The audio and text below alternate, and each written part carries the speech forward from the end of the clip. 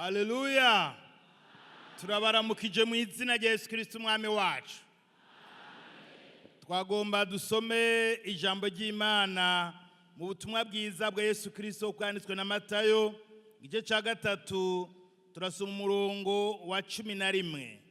Nuko jeho ndababatiriza mu mazi ngo mwihane, ariko uzoza hanyuma yanje andusha ubushobozi, ntibimbereye ko no mutwaza inkweto. Uyo azobatiriza muri mpemu yera no mu muriro. Imana ishimwe. Uyu yari Yohana, yariko avugana n'abemeye kwihana no kubatirizwa amazi menshi. Aravuga ngo jewe njejwe kubatiriza mu mazi kuko mwihanye ibyaha, ariko hariho uwundusha ubushobozi, sinshobora no kumufungura imigozi y'inkweto ziwe. Uwo rero niwe azobatiriza muri mpemu yera no mu muriro. Imana ishimwe. Imana ishimwe. Ni Yesu rero afise ubushobozi bwo kubatiriza umuntu muri mpemu yera no mu muriro. Duce dusoma no mu byakozwe n'intumwa igice cya mbere uyu murongo wa 5. Nuko Yohana yabatirisha amazi, ariko mweho mu minsi itari myinshi muzobatirizwa na mpemu yera. Umurongo w'8, ariko muzohabwa ubushobozi mpemu yera niyabazako, muzoba ibyabona byo kunshingira intahe Yerusalemu ni Yudaya hose ni Samariya no gushitsa ku mpera y'isi. Imana ishimwe.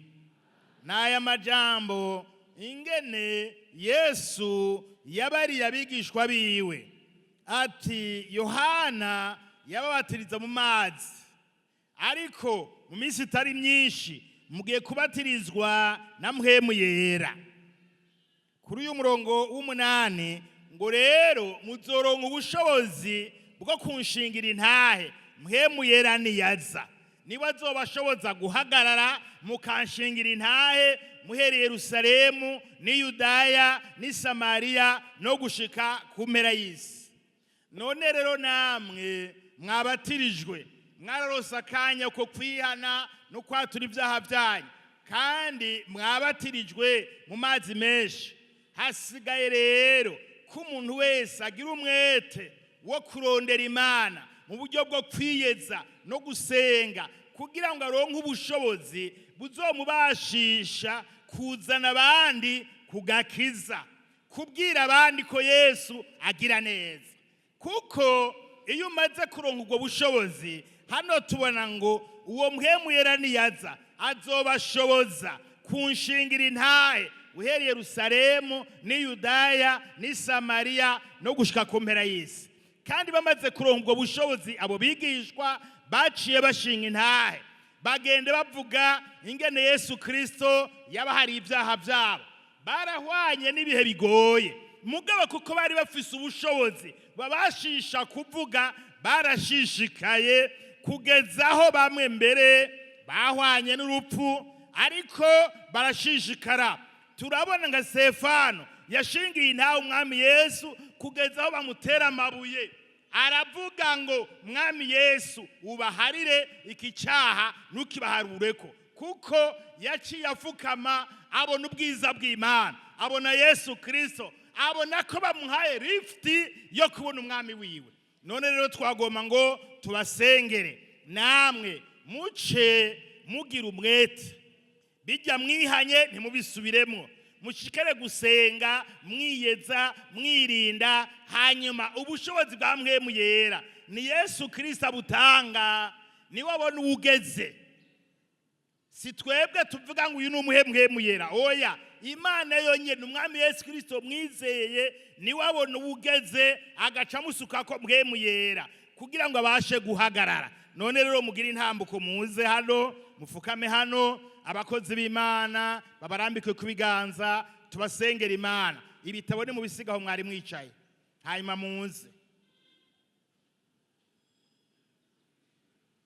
Yesu tumanona wingome zizamwemu umubatizo nuyo ubatize wese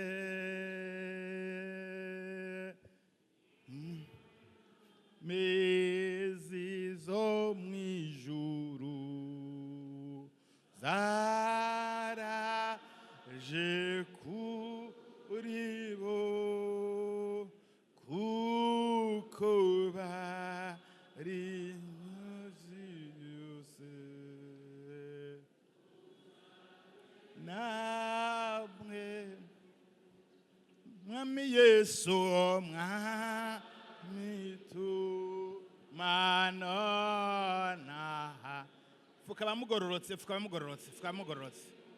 fukaba mugororotse mwegera imbere abandi baronka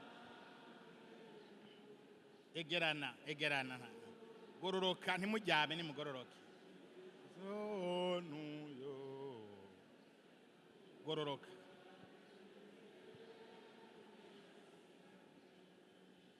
Mana data wa twese uri mu ijuru mu izina rya Yesu Kristo turaguhamagaye Mana mu izina rya Yesu Kristo aba ni babandi bihanye aba ni babandi bemeye kugera ikirenge mu cawe ngaba barafukamye barakeneye ubushobozi barakeneye inkomezi za mpwemu yera kugira ngo babashe guhagarara bazabashe gushingira intahe babashe kuboneka ko ari byaremwe bisha turabarambitse ku biganza mu izina rya Yesu Kristo ubushobozi bwa mpwemu yera bururukire kuri bo bagende bagukorere bagende ibyete bisomeka hariya mu gisagara hariya baba hariya bakorera babone ikiganza c'Imana ubwiza bw'Imana baboneke ko bizaboneka ko bahindutse mu izina rya Yesu Kristo n'amasezerano dusezeraniye guzotuma mpwemu yera turasabye mpwemu yera yururukire